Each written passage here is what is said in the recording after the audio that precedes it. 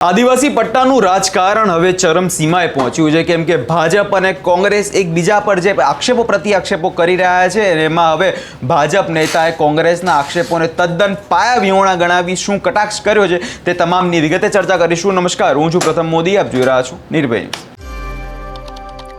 સ્થાનિક સ્વરાજની ચૂંટણીમાં આ વખતે ખાસ કરીને આદિવાસી પટ્ટાનું રાજકારણ ખૂબ જ ગરમાઈ રહ્યું છે। ભાજપ અને કોંગ્રેસ એકબીજા પર આક્ષેપો પ્રત્યાક્ષેપો કરી રહી છે। કોંગ્રેસના નેતાઓ દ્વારા તો એવી વાત કરવામાં આવી હતી કે જે બોડેલી જે છોડા ઉદેપુરમાં જે સભ્ય આવી છે તે બાજુ અત્યારે કોંગ્રેસને તો પૂરતા રેસના ઘોડા જ નથી મળતા। જે 27 બેઠકો છે એમાંથી ખાલી માત્ર 16 બેઠકો પર જ ઉમેદવાર મળ્યા છે અને બીજી અન્ય બેઠકો પર તો હવે ખુદ કોંગ્રેસ પ્રમુખે જે છે આવીને પોતાનું ફોર્મ ભરવું પડ્યું છે। આવી પરિસ્થિતિ અત્યારે કોંગ્રેસની છે, જે પછી કોંગ્રેસના નેતા દ્વારા આક્ષેપ એવો કરવામાં આવ્યો કે બધા જે ભાજપના જે પ્રમુખો છે તે ધાક ધમકી આપીને ડરાવીને અમારા જે ઉમેદવારો છે તેમને પોતાની તરફ કરી રહ્યા છે। હવે આ જ મામલાને લઈ જ્યારે અમારા સંવાદદાતાએ જે ભાજપ પ્રમુખ સાથે વાત કરી ત્યારે તેમણે શું કહ્યું છે સૌપ્રથમ તે સાંભળી લઈએ। સ્થાનિક સ્વરાજ્યની ચૂંટણીના જે ગઈકાલે છેલ્લી તારીખ હતી તેના ફોર્મો ભરાઈ ગયા છે। તમામ પાર્ટીઓએ ફોર્મ ભરી દીધા છે। ત્યારે બોડેલી નગરપાલિકાની વાત કરવામાં આવે તો કોંગ્રેસને 16 જેટલા જ ફોર્મો ભર્યા છે અને 16 જેટલા જ ઉમેદવારો તેમને મળ્યા છે। ત્યારે આપણે જિલ્લા પ્રમુખ ભારતીય જનતા પાર્ટી ઉમેશભાઈ રાઠવા સાથે વાત કરીશું તો ઉમેશભાઈ, ખાસ કરીને જે સ્થાનિક સ્વરાજ્યની ચૂંટણીના ફોર્મો ભરાઈ ગયા છે, કોંગ્રેસને 16 જ ઉમેદવારો નગરપાલિકામાં મળ્યા છે, શું કહેશો? છોટાઉદેપુર જિલ્લાની અંદર સરકારશ્રીએ બોડેલી નગરપાલિકા બનાવી અને આ બોડેલી નગરપાલિકા 5 ગ્રામ પંચાયતોને ભેગી કરીને બનાવવામાં આવી છે। જ્યારથી નગરપાલિકા જાહેર થઈ ત્યારથી જ ભારતીય જનતા પાર્ટી, એનું સંગઠન, એના કાર્યકર્તાઓ આ નગરપાલિકાની અંદર ભારતીય જનતા પાર્ટીનું બોર્ડ બેસે એના માટે સક્રિય હતા। અને જ્યારે સેન્સ પ્રક્રિયા થઈ ત્યારે પણ બોડેલી નગરમાંથી ટિકિટ ઈચ્છુક ઉમેદવારો ખૂબ જ મોટી સંખ્યાની અંદર ત્યાં ઉપસ્થિત રહ્યા। અમારે પસંદગી કરવા માટે ઘણો મોટો અવકાશ હતો, એમાંથી 28 લોકોને અમે પસંદ કર્યા છે। એટલે એના માટે આગળના સમયની અંદર પણ જે કાર્યકર્તાઓ છે એ બધા જ સાથે મળીને ભારતીય જનતા પાર્ટીનું બોર્ડ બનશે એ પ્રકારની અમે તૈયારી કરી છે। બિલકુલ, જે પ્રકારે તમે જણાવ્યું, ગઈકાલે જિલ્લા પ્રમુખ કોંગ્રેસના શશીભાઈ રાઠવાએ આક્ષેપ કર્યો છે કે ભારતીય જનતા પાર્ટીના જે પદ અધિકારીઓ છે તેમણે ધાક ધમકી આપીને અમારા ઉમેદવારોને લઈ ગયા છે, શું કહેશો આ બાબતે?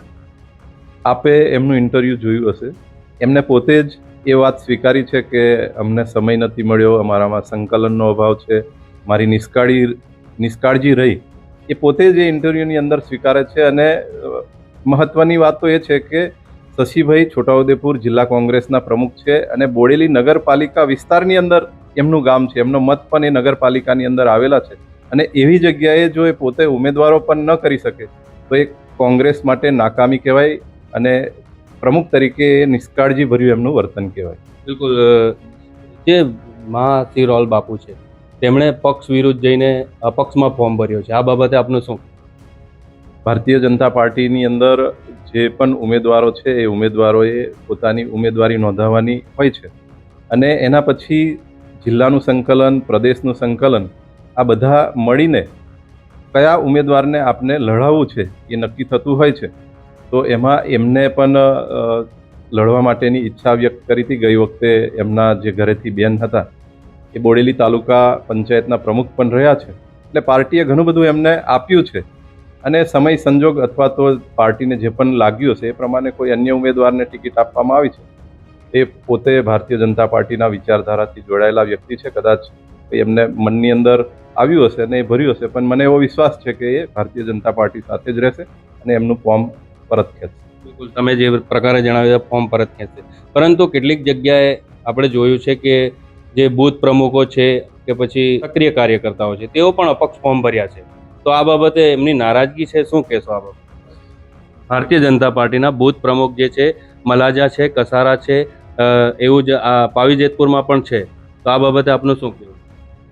હા, જે પ્રકારે આપે વાત કરી કે છોટાઉદેપુર જિલ્લાની અંદર 150 જેટલી તાલુકા પંચાયત છે, 32 જેટલી જિલ્લા પંચાયત છે અને 28 નગરપાલિકાની સીટ છે, આમ મળીને 210 જેટલી સીટ છે। એની સામે ભારતીય જનતા પાર્ટીમાંથી ઉમેદવારી કરવા માટે અમારી પાસે 733 જેટલા ડેટા આવ્યા છે।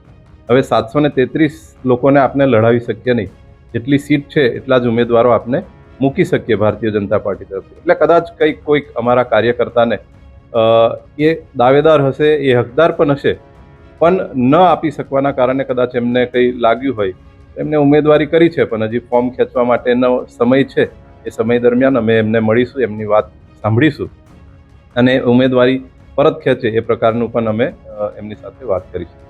છેલ્લો સવાલ મારો કે ઉમેશભાઈ, નગરપાલિકા 150 તાલુકા પંચાયત અને 32 જિલ્લા પંચાયત, 28 નગરપાલિકા, કેટલી સીટો?